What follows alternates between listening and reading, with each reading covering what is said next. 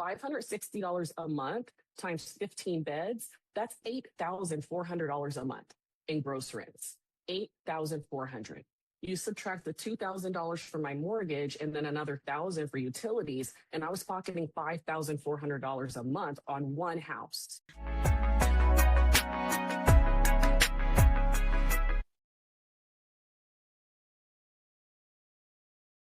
All righty, everyone. We'll get started here. Thanks for being patient. I always like to leave a little room at the beginning of these webinars so that way people can tune in that maybe aren't right as punctual. But I always appreciate my punctual people.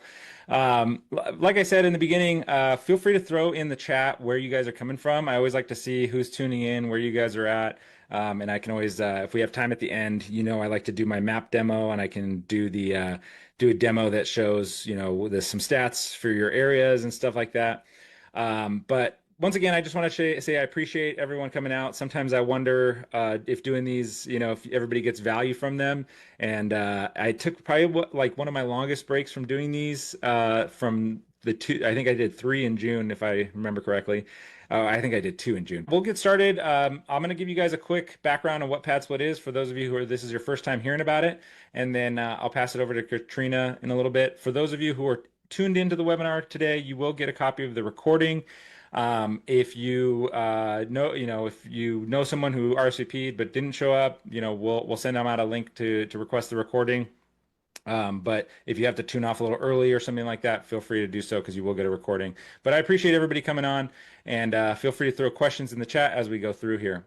Awesome, seeing some SoCal people, Virginia, Texas, couple Virginia people, Riverside, love it. I'm in Corona, California, so love to see that. Philly, Tennessee, NYC, San Jose, Houston. Awesome, we're getting a good spread today. So I'll get started here, and we'll talk about. Oh, I need to update the title on this slide. I'm a little rusty. It's been 3 weeks. This is not the title of today's webinar, but that's okay. Katrina has her own slide, so I don't have to worry about that. Who am I, right? So my name is Devin Aguirre. I'm the SoCal PadSplit Market Manager. And what that means is not only do I help investors onboard co-living properties in Southern California, but I also help them across the country. So I help hosts in Dallas, Florida, whatever core markets that we have throughout the country. Even if they're in California and want to invest out of state, I can help them with that as well. I help people onboard, learn about PadSplit throughout all these markets that we're in. But really, one of the biggest things and why I'm in Southern California is I do a lot of events, presentations, education. I like to tell people that I'm a co-living evangelist, spreading the good word of PadSplit. So, if you guys haven't followed my Eventbrite or my meetup group, I do a lot of not only these webinars, but also in-person events. And I have a little invite for an event that we're doing in August, later on in the slides here. But personally, I'm a father of 4. I have 4 little kids, which everybody tells me I'm nuts in Southern California, but they're the best thing that's ever happened to me. It is amazing. My wife and I were just talking about that because she went to a Hillary Duff concert the other night, and I tried to give her a little break, don't text her about anything going on or anything like that. She came home, baby had been crying for 45 minutes, and she said she was like, the best break. This was one of the best breaks I've ever had. She's a longtime fan of Hillary Duff, and but she was like, one of the best moments I had was coming back and holding that baby, and so it was really, really cool. Anyways, having kids is awesome. I've been in the real estate industry for about 12 years now. I'm a licensed broker in California. I've been a title rep in the past. I've been a loan officer. I've worn a lot of hats within the real estate community. But if you grab a screenshot or scan that QR code, depending on what device you're on, you'll be able to grab my link tree. The link tree will take you to my contact information, as well as you can sign up for future events. I think my next upcoming webinar next week will be at the top of the link tree there. You can book a call with me. There's a lot of information within the link tree. I like to put some helpful resources in there as well, like recommended items to purchase lists for furniture. You can sign up for PropStream there, all sorts of stuff. But I also put the link in the chat. But I love the comments here. Definitely nuts. Yep. Awesome. So what is PadSplit, right? At the end of the day, And when I do these events in person, I usually like to say, have you heard of co-living? I think with Katrina and her audience here, a lot of people have probably heard about what co-living is, but I always like to kind of address it because, you know, especially this is a newer idea, I think, in the investment space in Southern California specifically. But really, it's just roommates, you know, rent by the room. It's something that's been going on forever. We didn't invent co-living. What we've done is we've kind of just scaled it up and I would say, quote unquote, legitimized it. So that way you're not having, you know, the renters aren't having to deal with like random Craigslist encounters, that type of stuff. It's kind of like Airbnb, right? Airbnb didn't invent vacation rentals, but it just made it more scalable and more of a uniform product. But we operate in over 30 core markets across the country: LA, Dallas, Miami, New York, Chicago, Detroit, and we're always adding more markets. We have over 35,000 rooms on our platform across the country, and I can officially say that we did officially get out of launch status in LA. We are now at about 275 rooms in the Southern California market, which is we usually define a launch market as 250 or under. So we're slowly growing it. We're building it up.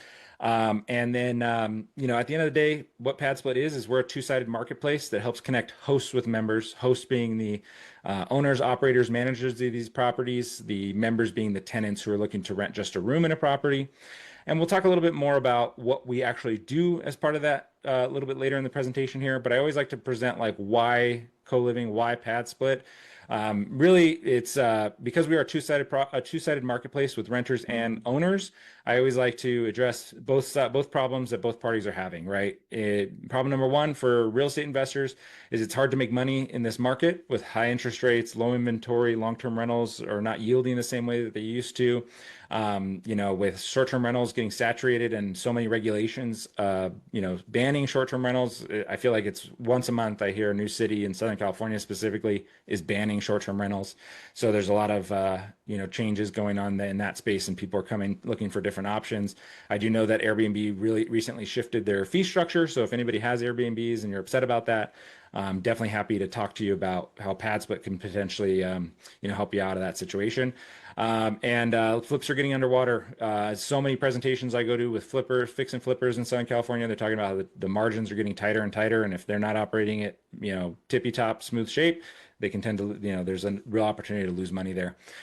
So that's where those are the problems facing real estate investors. Now, what are the problems facing, you know, the U.S. workforce and the renters out there? There's 14 million American adults making less than $35,000 a year, which is what you need to be able to qualify for the average rental in America, which is around $11.80 a month. So that's based on like the 3 times the income rule. And also demographics are changing. People are looking for more flexibility. They're looking for other options other than locking themselves into a 12-month lease. You know, people aren't getting married as young. They're getting divorced more. So there's a lot more single people out there looking for a way to save money on their housing and their shelter. But yeah, so those are the problems that are facing both sides of our marketplace and why we're doing what we're doing. But really, a lot of people ask me, they're like, are people really renting these rooms? And those of you who have heard my presentations before, you know, there's a lot of you know, there's a lot of what I like to say is that I talk to a lot of hosts that have money, right? Investors, real estate investors. They tend to have money and they haven't had to rent a room in a long time. So they have a hard time putting themselves in the shoes of the buyer or the renter in this situation. And really, you know, I like one of the best things that I tell people to do is like if you go to a sports event, you go to a theme park, right? You look around and look at the people helping you throughout your process there. You'll see the people that we serve, right? It's the people who build up this community, who make this community or our society function, but maybe just aren't making a whole bunch of money. And one of our core beliefs is that people that are working minimum wage jobs or slightly above minimum wage jobs, right? They shouldn't have to commute an hour and a half to work at Disneyland or work wherever, right? These logos are all for Southern California, but you can draw the same conclusions within whatever market you're in. And so if they want to be 10, 15 minutes away from work or be able to take a bus to work because they don't have a car, you know, it can be very unaffordable for them to get like a studio apartment in some of these metropolitan areas where the cost of living is so expensive. So yeah, so these are just some the logos of the people that we serve.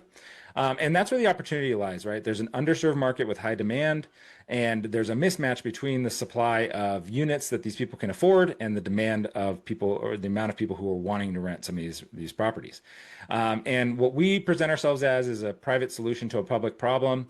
There's a lot of affordable housing initiatives in a lot of cities right now that are trying to build, there's a lot of memes on the internet, right? Like $800,000 one unit affordable housing units, spending millions of dollars building these things. And we have yet to, actually, I think I have to take that back. Have taken a little bit of public money as of recently because we just launched the San Francisco market this week on Tuesday. I was up there. And the city of San Francisco has actually given us some funds to come in and start talking to investors and start advertising there. And because they have a RSO problem or a SRO problem, a single resident occupancy problem there where units are sitting vacant and they want us to come help them fill them up. But it's not like we're building these units, it's just getting the word out, branding and awareness. But really at the end of the day, the opportunity is that real estate investors get to make more money. Usually these pad split / co-living properties tend to cash flow 2 to 3 times compared to what a long-term rental would. And so this is an example. I'm doing a walkthrough on August 6th of a pad split. So anybody that's local to Southern California, feel free to check that out. I'll show a slide on that later.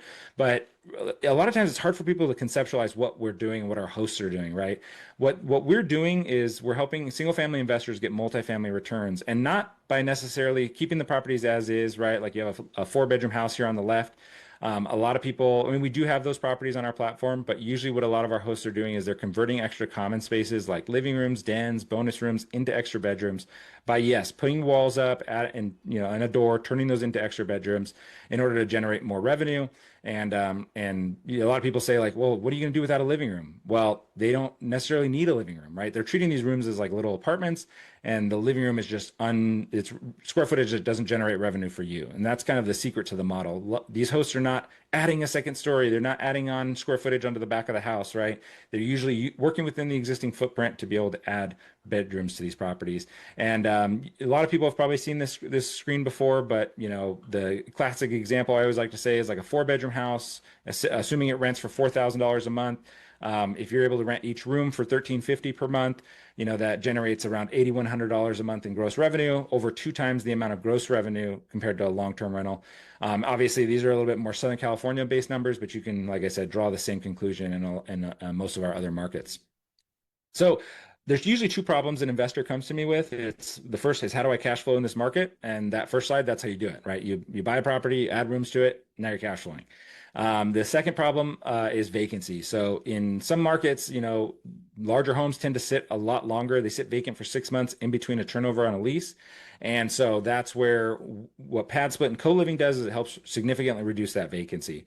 So you can see this is drawn from the example earlier. On a 2-year lease, if somebody moves out and it takes you 2 months to get that property booked up again and rented out, that costs you $8,000, $4,000 a month during that vacancy period. But with the pad split model of, we've turned that 4-bedroom into 6 bedrooms. Each one of these rows here is an individual bedroom. And assuming our average 8.5-month turnover, you can see how even if one room moves out, you're still receiving 5 streams of income. And that obviously gets even better as you add more rooms, right? You get to 8 rooms, makes these numbers way better. And so that's one of the key benefits of co-living is this vacancy loss reduction. So people ask me all the time, like, how many rooms does this make sense for? And really any property can be on our platform, but like studios and 1-bedroom apartments tend not to benefit from that cash flow, solution, but we can't help them reduce their vacancy for sure. But usually what we say is like 4+ is usually where you want to be, 4 bedrooms plus. So what does pad split actually do, right? We take care of all the marketing. So we do the advertising, when a host lists their property on our platform, we put it out on over 60 other partner websites like Zillow, Zumper, Roomies, Apartments.com. We just signed an agreement with Furnish Finder where we're going to share our listings on Furnish Finder. And we also do Google ads, social media ads in our core markets as well to drive traffic to the listing. Once somebody's interested in booking the property, they go through a screening process where they get a background check, income verification, and credit check. And we actually also don't penalize any host for declining a booking. So we give you 24 hours to decline a booking for any reason. During that 24 hours, you can have a phone call, ask them additional questions, whatever makes sense for you. And really, at the end of the day, what I tell people is we're not a listing site. We send bookings. So we're not just saying, hey, this person's interested, give them a call. We're saying, hey, this person has booked this property. They want to move in on Monday. If you say yes, on Monday, they move in sight unseen, no showings or appointments required. So you don't have to worry about looky-loos, flakes, or anything like that. And we also have our mobile app, which allows the members to rate each other, communicate with each other. Hosts can send whole house messages to everybody in the property. They can also send, the members can send maintenance tickets, and the host can respond to those accordingly. And we also do the payment collection. And I know I'm talking fast. I just want to make sure I give Katrina time to talk today. And I have like 2-3 more slides, I promise, guys. We do the payment collection weekly. However, the stays are not weekly. The members do commit to at least 31 days in the property and 12 weeks on the platform, but the average stay currently is, like I said earlier, about 8.5 months. And here's a copy of our buy box. Feel free to grab, like I said, if you're on your phone listening to this, just screenshot this, and then you'll be able to click the picture and you can grab that QR code later. This just gives you a PDF of our buy box. The buy box is critical. Everything above the blue box, just generally on this sheet, is going to be a general recommendation. Doesn't mean that if it doesn't fit this strictly, that it's not going to work for pad split. It just means that this is what we've seen have the best outcomes. And then the blue box is the hard requirements. And I always like to call out the 2 points of egress. Everybody always asks me if that means that you have to have 2 doors for every room, like 1 external and 1 internal. No, that's not the case. I mean, you can have that if it makes sense. But most of the time, it's a door and a window, like a hallway door, and then a window that somebody, a reasonable person can escape from. And that's just a code thing, but I always like to call that out so that way, I don't get somebody that converts a basement and doesn't have any windows in any of the rooms, and then they're like, hey, I thought I could list this. So that's almost it for me. What I always like to call out is we do also have a referral program. So if you know anybody, you're like, hey, this sounds great, but it's not for me, but you know somebody who has a property that this might be a good fit for, or maybe somebody that is interested in looking for more cash flow or whatever. If you refer them to us, we pay you $1,000 as long as they list at least 4 rooms for at least 90 days and get 1 booking, which we get them bookings quickly. So that's not the hard part, but we like to pay these referral bonuses out. So if like I said, feel free to connect with me after. We can get you set up with an account. We can get you a QR code, a shareable link that you can post in your network to try to drive those referrals for you. We have several people who send us referrals regularly that are generating 6-figure incomes just in pad split referrals annually. So I always like to call that out. If you're a real estate agent and you want to expand your buy box for your investor clients, feel free to connect with me. We can talk about how we can do that for you, as well as if you just want to grab my contact information, it's on this screen as well. My link is on the left. The calendar link, my calendar link to book a call is the middle one, and then the far right is my link tree, and I'll post that again in the chat after I skedaddle here. But last thing I wanted to talk about is our open house that we're having on August 6th. From 6 to 8, we're going to have free tacos. Alex Nolly is opening us up to his next pad split. For those of you who joined us at the June event, it was a great turnout. We had almost 60 people there, investors, people that are looking to learn a little bit more about co-living. So Alex was like, this is a great event. I want to do another one. So we're doing this August 6th. Feel free to grab the QR code, or if you're not able to grab that, feel free to reach out to me, or on my link tree as well. It's all posted on my Eventbrite, so feel free to grab it there. And with that, I'll pass it over to Katrina. Awesome. You had me at tacos, Devin. That's Free usually the tacos. seller. I had a meeting earlier with some of my other people at Pad Split, and they were like, "How do you drive people to your events?" And I was like, "It's tacos, baby. You gotta have the tacos, and then people show up. That's the way to do it." Yeah, you know what? You had an event before, and I didn't go. But if I had known there was going to be tacos, I think I would have been there. The last one we did in June, we didn't know we were doing tacos till like a week beforehand, and Okay. otherwise I would have advertised it better. This one we're talking about the tacos for sure. Yes, yeah, definitely have to talk about the tacos. All right, thank you, Devin. Good morning, everybody, and good afternoon. Thank you for having me on your webinar today. My name is Katrina E. Robinson, and I'm founder of Roundtable Living, which is a group of co-living homes in San Antonio, Texas. And we provide affordable shared housing to people in need. And I actually run that business from Los Angeles, California. I just moved to the Santa Clarita Valley area. I have lived all over LA, but I live in Santa Clarita now with my family. And now I teach people how to open and operate their own co-living businesses and how to run those businesses remotely like I do. So today, Devin asked me to talk to you about how it's possible to run a co-living business from afar. Because that's the biggest question that I get is how do you actually run this type of business without being there every day, especially with the demographics of people who I house. So let me move on to the next slide. Somebody give me a thumbs up if you can see my slides. I didn't even ask you if you can see my slides. Devin, Yep, can you see I them? see them. Okay. Yep. All right. Perfect. Thank you. All right. So why should you even listen to me? So first, I have 3 co-living homes in Texas while I live in California. And that business is called Roundtable Living. Now I'm a business coach, and that's called Group Home on Autopilot. And because people started asking me how they can open and operate their own group homes, or I call them group homes because back when I opened years ago, we called them unlicensed group homes. Now it's more called co-living because I'm not providing any services whatsoever. So whether it's medical or non-medical, I'm not providing any services. I'm only providing housing. So it's actually co-living is what I do, although I've been calling my business group homes for more than 6 years now. So now I help people, future group home operators, to start and run their own group homes so they can create these profitable and purpose-driven businesses without getting overwhelmed by the process. And how did I get into this? 6 years ago, I was looking for some kind of side hustle that would bring me the most profit with the least amount of work. And it's not because I don't like to work. I actually am a workaholic. I like to work really hard. I was in the military for 6 years and I've been to Iraq, I've been to war, I've seen the world. I just wanted to live my best life on the beach in California. And I was living in Redondo Beach at the time. So I decided to look into assisted living because I knew that with real estate, I've been into real estate ever since I got my first VA loan. And so I've been buying and selling homes. And so I knew that with real estate, one of the ways to maximize your return is to go into assisted living because you could charge more per bed. So I went to an assisted living in-person training.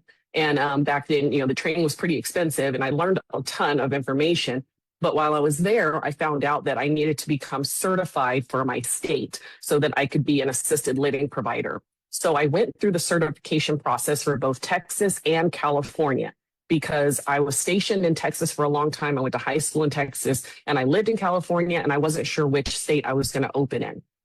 Then I was this close to buying an existing assisted living business when unexpectedly I lost my sister. My sister passed away and I got custody of her 2 daughters. So it was just like insta family. All of a sudden I was single, living on the beach, and all of a sudden I had these 2 girls. And so at that point, I didn't want the extra responsibility of having an assisted living facility because I knew that I would need a cook on staff and I would need a nurse on staff. And I didn't want to have people depending on me for payroll. So I pulled out of that deal.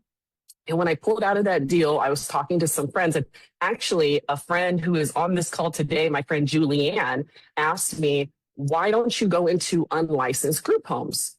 And I had never heard of unlicensed group homes before. And I immediately thought, I'm not doing anything illegal. That sounds illegal to me.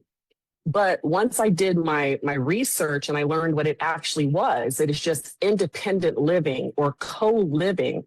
I decided that I would try that out. So I bought a fixer-upper property in San Antonio, and it could have been a complete teardown because it was raining inside the house, the foundation, the roof, everything was a mess. It needed to be completely renovated.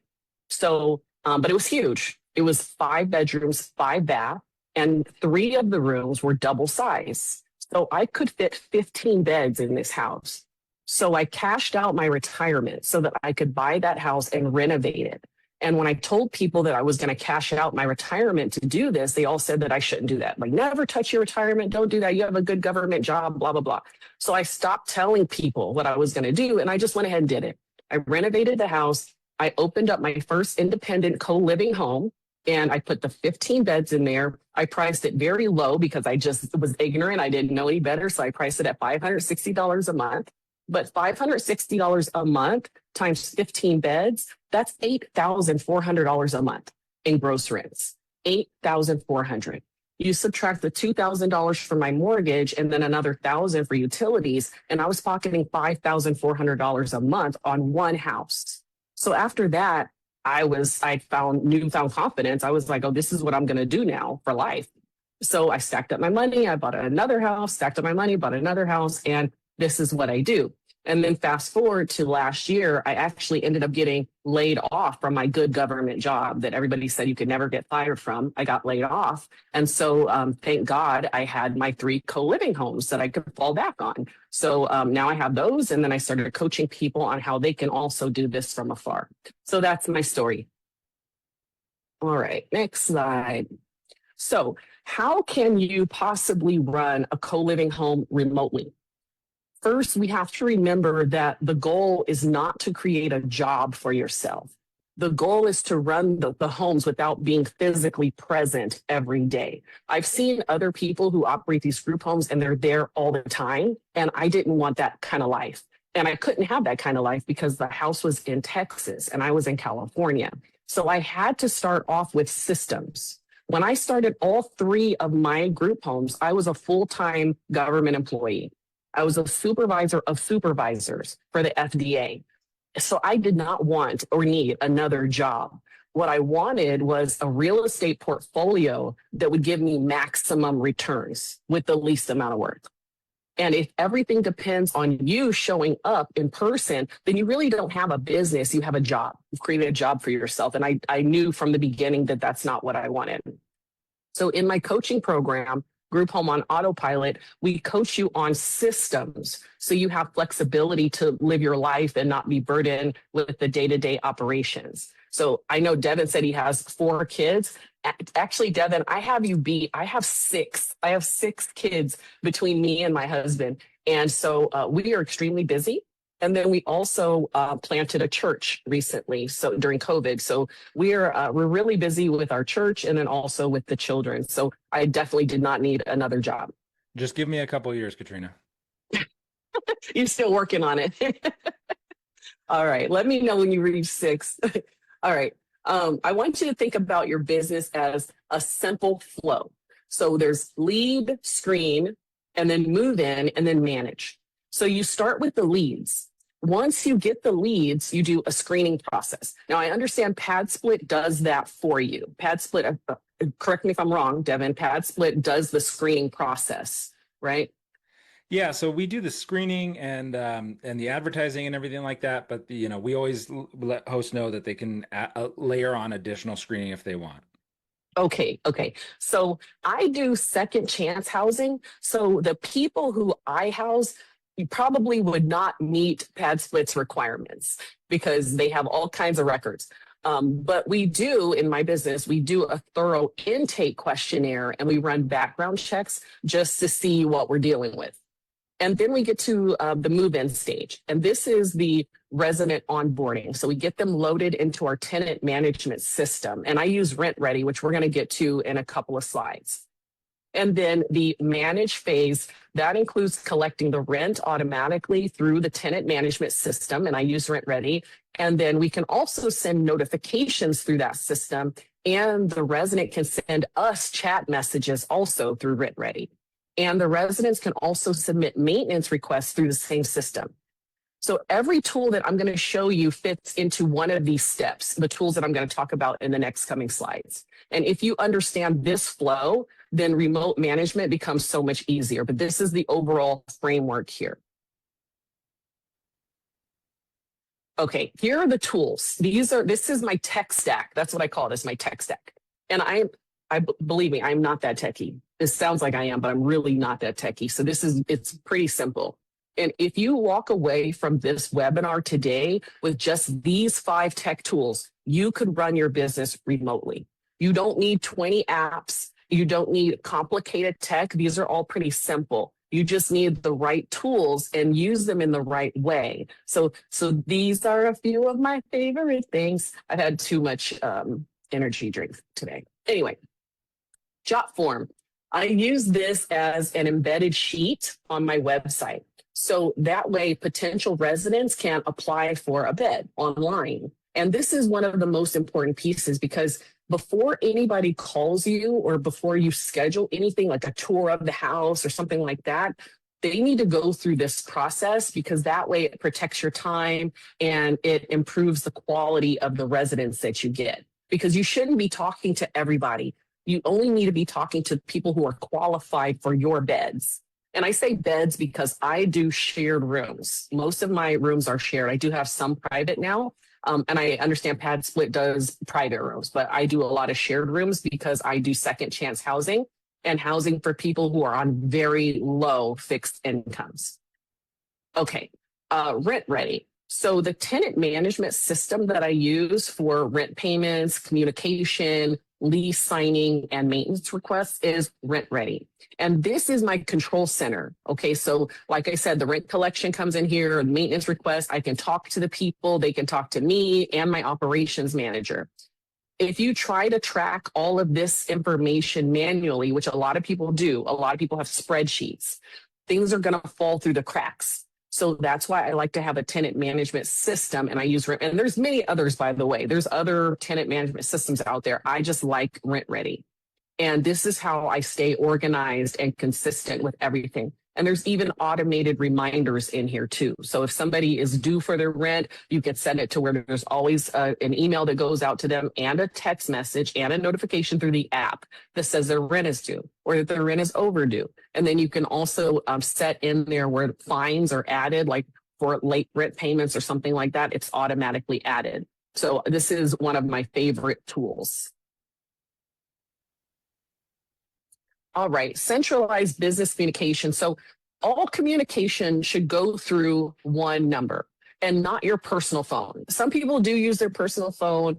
I've been tempted to use my personal phone for everything, but you need to create boundaries and keep everything documented. So I use Google Voice, which some people say, don't use Google Voice, it's not professional. It works, okay? Google Voice works. And that's what I use. And it's free also. I think there's some paid plans, but it's free. And then also Google Voice rings on my phone and on my operations manager's phone. So I like that too. And I can see all of the text messages that are going on between him and the residents and also between potential people and me. So everything is in one place and we can all see everything. All right, so keyless locks. This is a big one because you don't need to be meeting people to hand over keys. You just don't need to do that now because it's 2026. You can create and remove access remotely with a lot of these keyless locks. You can do it remotely, or you can just have your on-site staff, your operations manager, which he doesn't live on site, by the way, he just is local. You can have him go and rekey, not rekey, but punch in the numbers for people and things like that. So that alone saves you time and it makes this remote management more realistic because you don't want to mess with rekeying locks all the time. You just want to type in the numbers. So keyless locks is really important. And then this is something simple, but this is Google Drive. It's your digital office.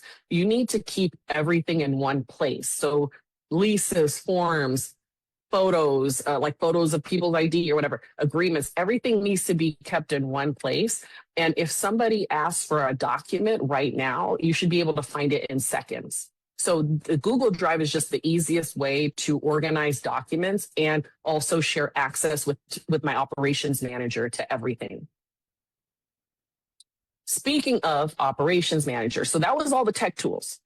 But this is the real key. If you want to be fully remote, you need someone to be local. When I say that everything is on autopilot and I'm remote, that doesn't mean that nobody is available. It means that I'm not the one that's available, but there is somebody who is local. You need to have someone who is the boots on the ground local person, and that's my operations manager. And in my coaching program, I teach you how to find this person, hire them, compensate them, what their duties are, what the contract looks like, what even the job announcement is to look like. So I give you all of that. And these are the things that the operations manager does. So he's the local point of contact for all residents. He also gives the house tours. He answers the business line. I can also answer the business line because, like I said, it can ring on my phone and on his. Most of the time, it's on do not disturb on my end because I'm doing other things, and he answers the business line. And he also can handle all on-site emergencies. So that's why this is the key. If you want to be fully remote, you need to have an operations manager. And then also just a little tidbit, you can tie their pay they can be incentivized to keep your beds full because you tie their pay to occupancy. That's something I learned in my years of doing this business. You don't want it to just be, this is how much you get. It should be, this is how much you get per filled bed. Okay, so let me show you how all of this actually works in real life. Somebody finds your listing and then they fill out the application form. And when they fill out that application, those responses are then sent to the business email address, which both me and my operations manager have access to.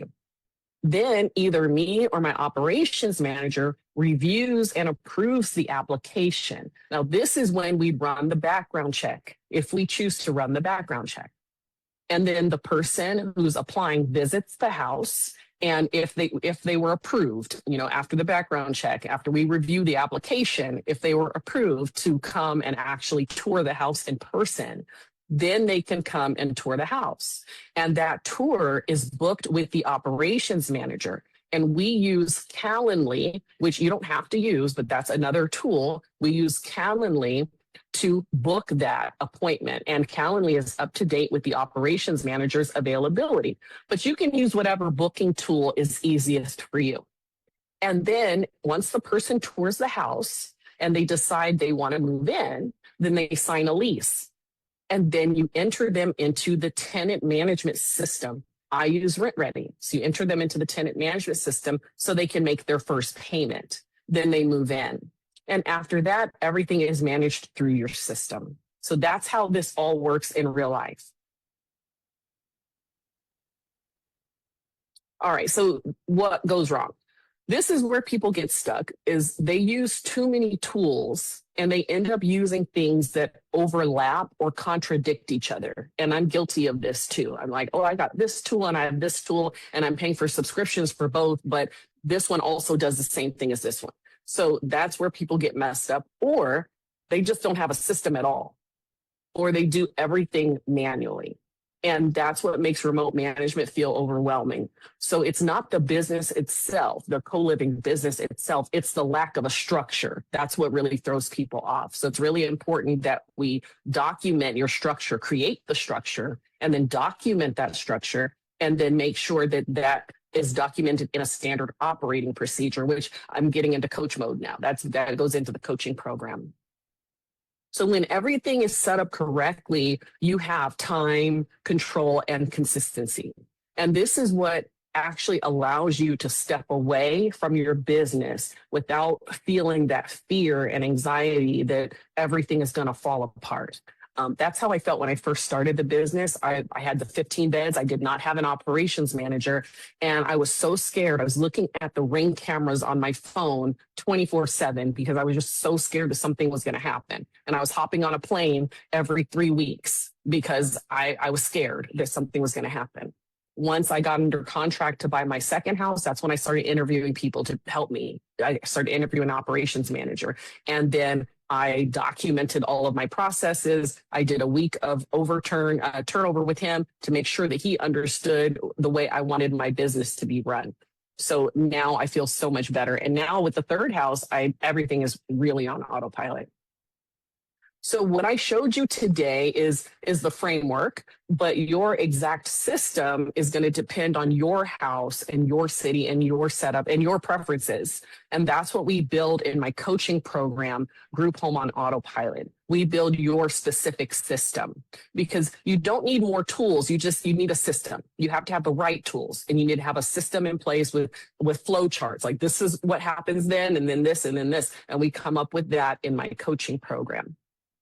So if you want to learn more, I'd love to talk to you one-on-one. So you can book a free call with me using the QR code that's on your screen or the link that's in the chat. I think Angelica is here. I've not been looking at the chat. I will answer every question though, but it should be in the chat box. And you can also get a lot more free information on my YouTube channel. So I have a YouTube channel called Group Home on Autopilot.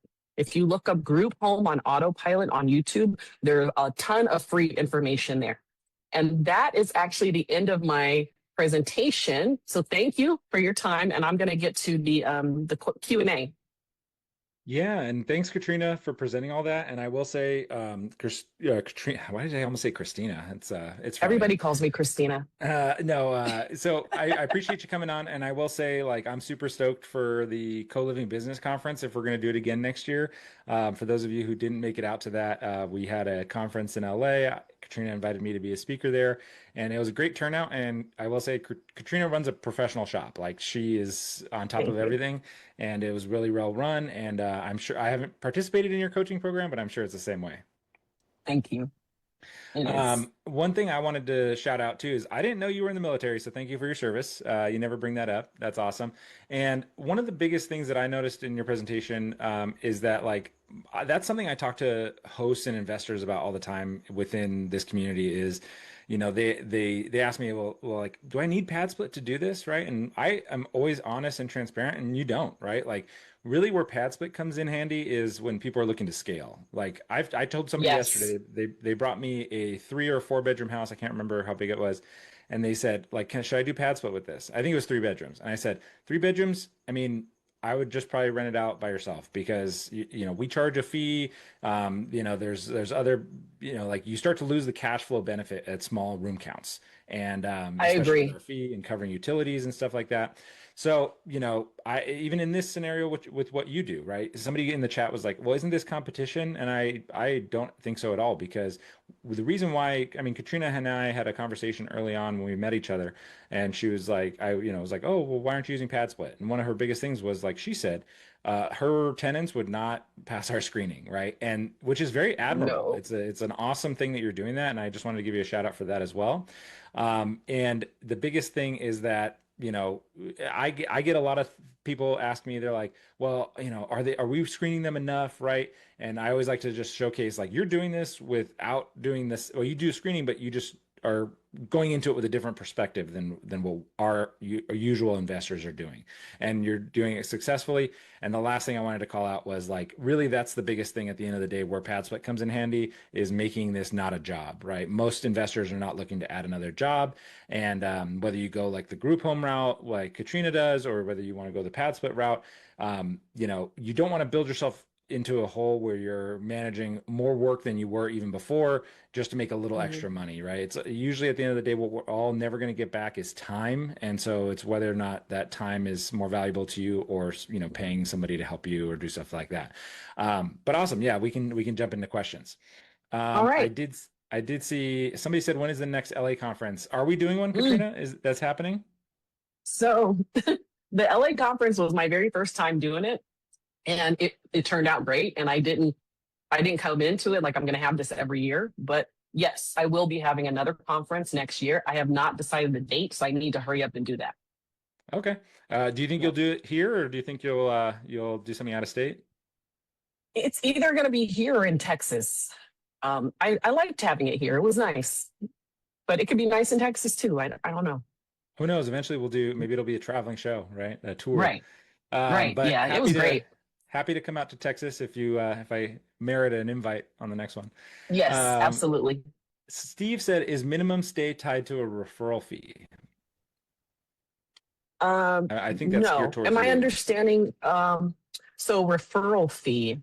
What referral Or is fee? that Pad Split's referral, Steve? I'm not sure. Maybe, maybe it's pad splits. So I get all my people from organic leads, like, and also I have it's caseworkers, social workers. In my coaching program, I give you 101 ways to fill your beds. And pad split is one of the 101 ways that I list to be able to fill your beds. Because people who come to me for coaching, sometimes they just want to house working professionals, like what pad split does.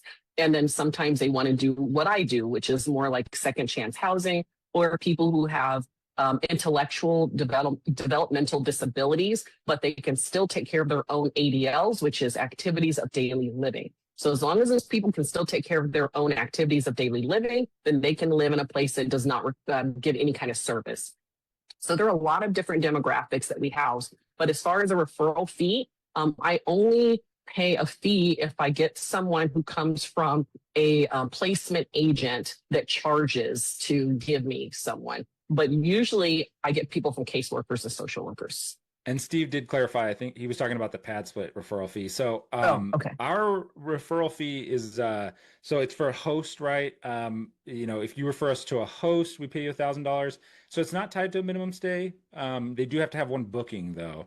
So somebody has to book and move in. So depending but there's not like they have to stay for a certain minimum in order for you to get paid. If that answers that question. Tina says, what do you do if someone damages the home?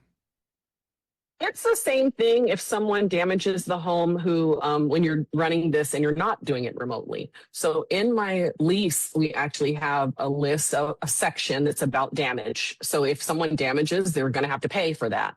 And and also if they damage it and it was intentional that they damaged it, they actually have to pay 150% of the replacement costs of that.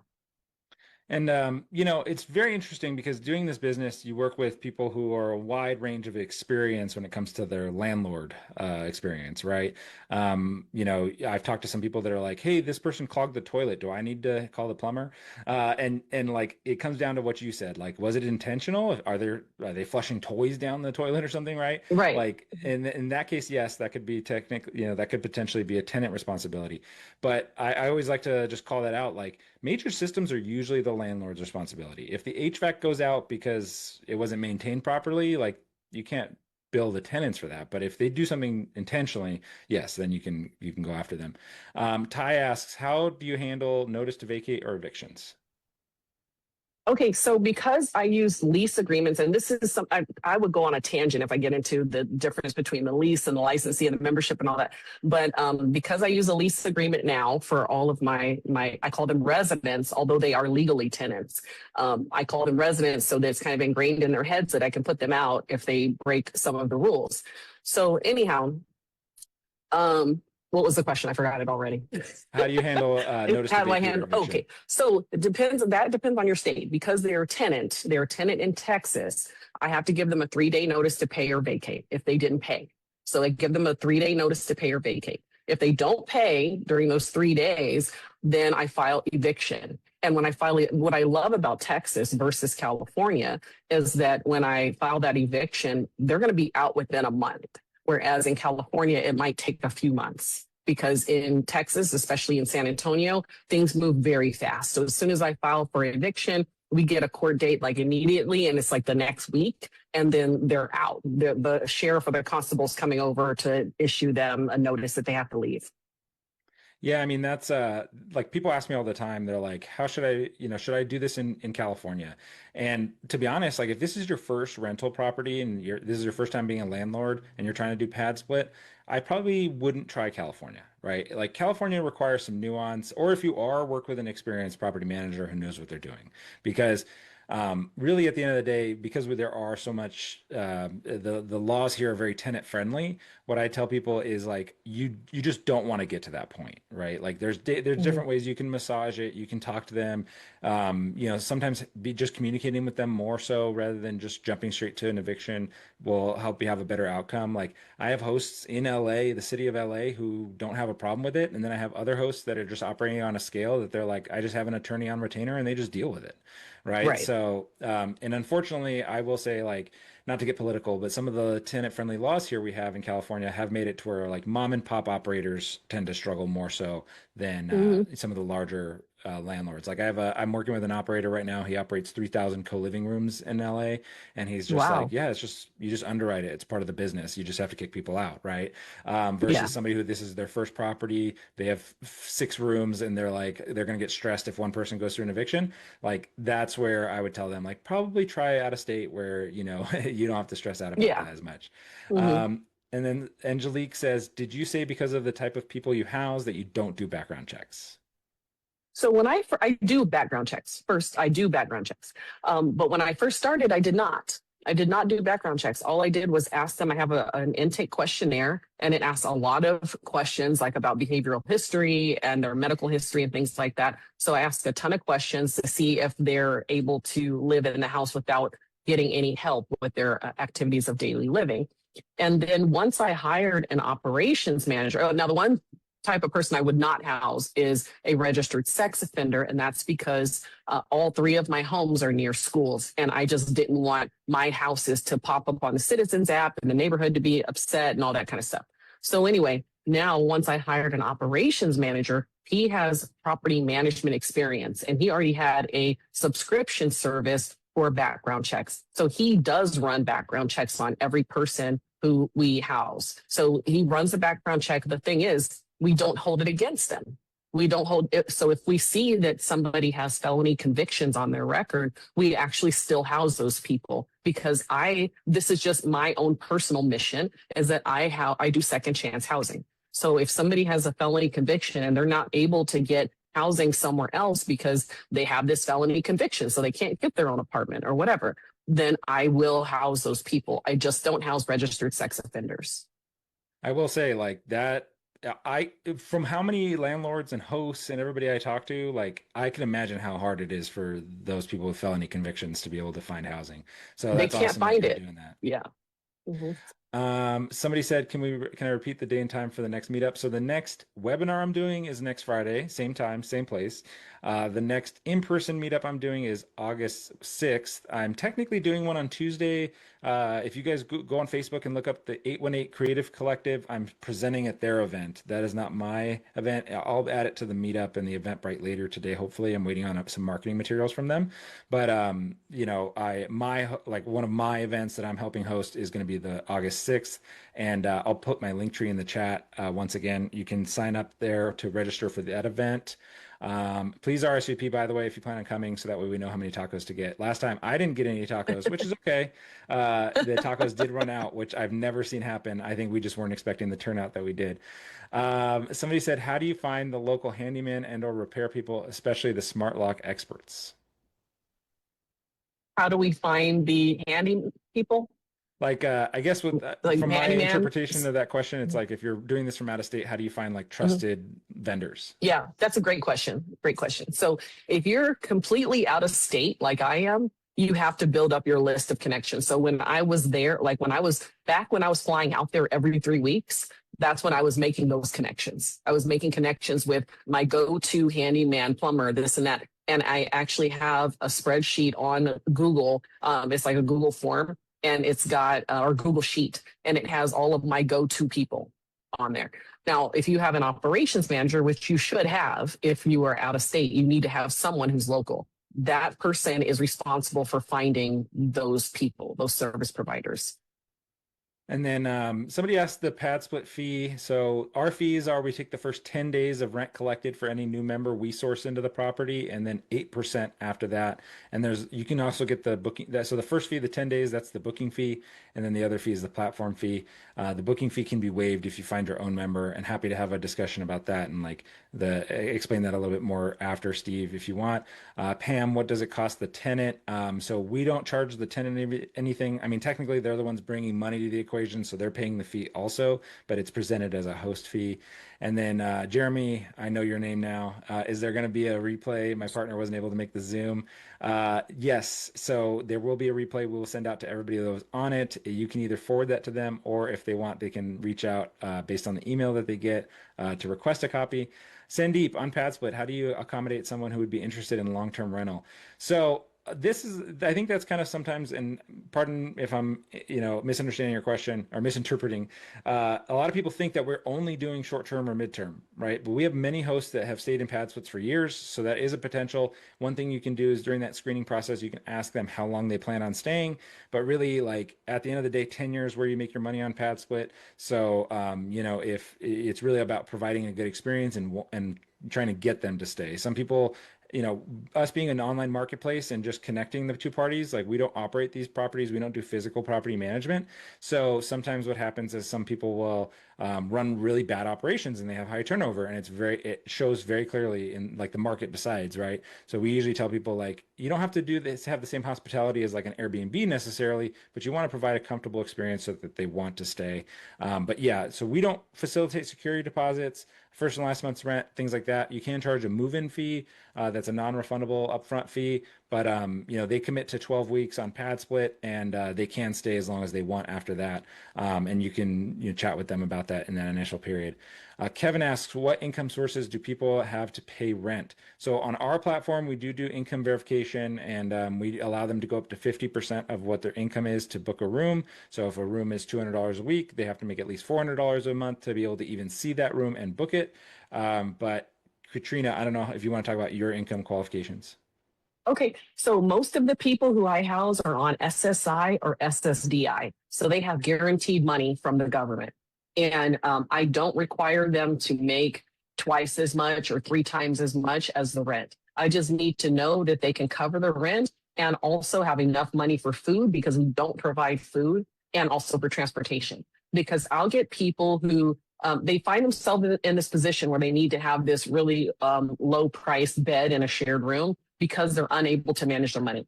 And so I'll get somebody who's getting a check from the government that is $850 a month, and they want to rent a bed from me for $800. And I'm like, no, you probably should get into a shared room that's less than $800, because you still need to have money for food and for transportation. And so even though you're talking to adults, they might be like, oh, wow, I didn't think about that. Yeah, you've got to have money for a bus pass and money for food. And so then I'll say, but you can get this room for $650. And then that way you still have money for a bus pass and for food. And they're like, okay, cool, I'll take that $650 shared room. So I just make sure they have enough to cover their other needs as well as their rent. And then Ty asks, how do you enforce rules or collect for damages with low-income residents? That is hard, and that's why you need to have an operations manager. And so it's the operations manager, and this is part of my coaching too. It's got to be a personality that can look the person in the eye when they first get there and explain, these are the rules and this is what we're going to charge you for. And basically not scare them, but just look them in the eye and let them know that we're serious about these rules. When I was doing all of the intake myself in person, when I was flying out there every 3 weeks, I didn't have any problems because I sat down with each person and looked them in the eye to go over all of the house rules and let them know, I don't tolerate this, I don't tolerate that. And, basically I had to be kind of hard, to tell them that in order to live here and keep this really low price room that has all of your utilities included and internet, you're going to have to follow these rules. And I have zero tolerance for anything less. And they're like, okay, yes, ma'am. Yes, ma'am. And so that's how we do that. Do you ever do like collections against people if they damage something and they leave? I have before. Because I know in the nature of this business, a lot of times people kind of just walk away and they're just like, it costs $300 worth of damage. It's probably not worth trying to go after them. Or how do you handle it? I've only done it once. I've only gone after somebody one time. And yeah, actually, that horror story is on YouTube. I mean, I feel like that's kind of the nature of the beast, right? With this with this type of strategy. Steve asks, what other states are too tenant friendly? Unfortunately for my West Coast compadres here, a lot of the West Coast states are super tenant friendly. New York, super tenant friendly. You can probably Google that list, Steve. Sorry, I just want to make sure we can get to some of these other questions. Paul, some host investors work in reserve used to bribe unpaying tenants to leave rather than going through eviction process. They figure the math works. Yeah, I mean, that's kind of like a cash for keys scenario. I've also seen reverse cash for keys done a lot of times where it's like, oh, hey, you owe us $600. I'll wipe your balance if you just leave. That tends to work pretty good. What background check subscription do you use, Katrina? I use Ben Verify. Well, I don't use anything, but my operations manager, I asked him, he uses Ben Verified, BEEN. Verified. Oh, I see. You answered that. My bad. I'm just scrolling through here. Awesome, Monica. Yep, I'll be there. They should hopefully post everything about it today on for the thing on Tuesday. Ida, yes, you'll get an email of the recording. Any smart lock recommendations? I recommend Eufy, but that's just me. I don't know if anybody else uses that one. Home Depot. Somebody responded to that. Wow, I'm behind. Okay, everybody's starting to answer the questions in the chat.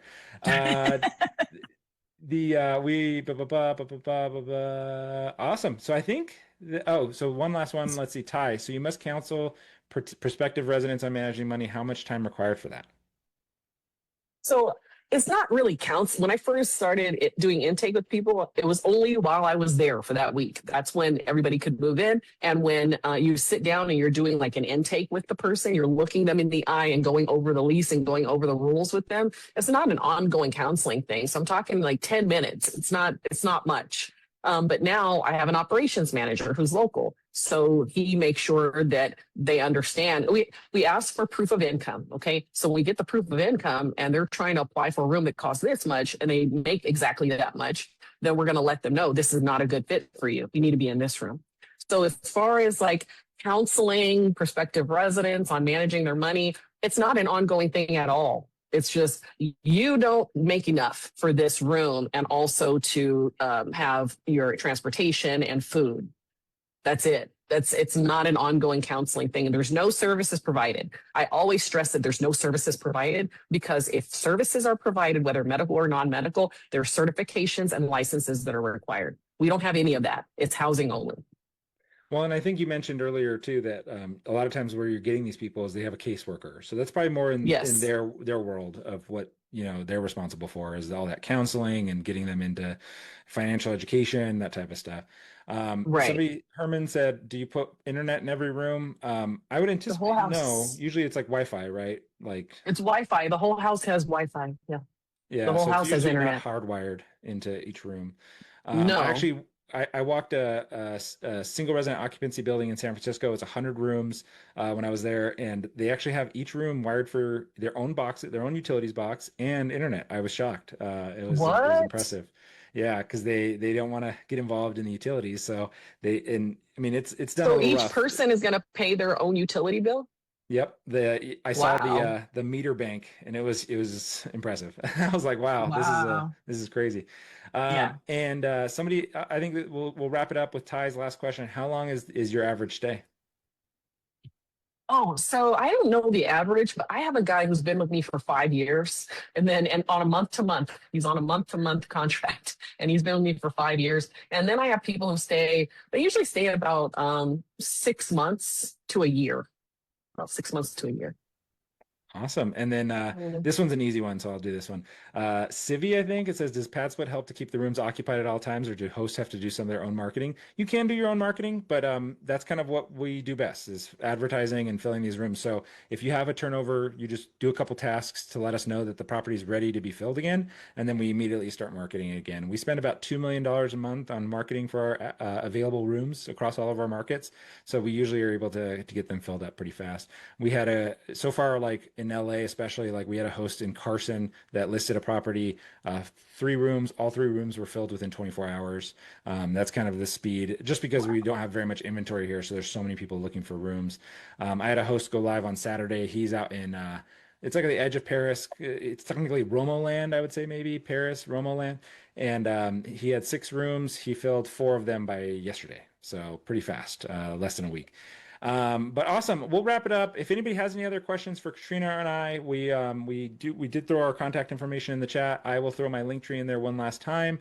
But if you guys do have a question, feel free to connect with us. You can book a call on my calendar. You can book a call with Katrina. And like I said, I always appreciate everybody coming out on a Friday to spend some time with us. And Katrina, thank you so much for coming on Thank and you. sharing all your information with us. Thank you so much. Bye. Bye, Bye, Devin. guys. Have a good weekend. I'll see you guys at the next week webinar. Have a good one.